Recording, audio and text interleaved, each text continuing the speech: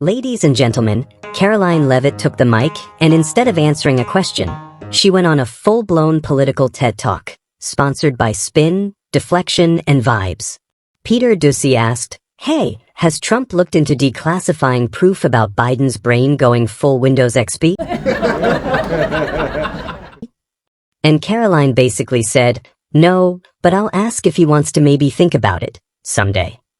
Then she pivoted so hard she dislocated logic, started ranting about scandals, books, and ghost pens. You're gonna want to see how she dodged this like it was a tax audit. Now, take a listen. Peter. The president can declassify anything that he wants.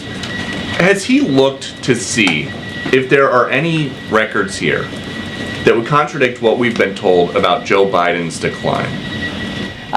He has not directed anyone, to my knowledge, to look into that, but surely I can ask him if he intends to. I think the president has spoken on this pretty extensively, and I have spoken about it extensively from this podium as well, how it was truly one of the worst political scandals this country has ever seen, that the previous administration covered up the decline in the former president's mental and physical ability, and it's now all coming out, but the American people knew the truth, and that's one of the many reasons why President Trump won the election on November 5th. And President Trump says that he basically thinks unelected Biden staffers concealed his decline so that they could use the levers of power for their own personal gain. Well, look, that's not just the president thinking that, Peter. There's a new book out. I don't know if any of you have heard about it. Again, a little bit too late, because the American people knew the truth on this from the very beginning, and there were reporters in this room, including some from your network, Peter, I'll give you a little bit of credit here,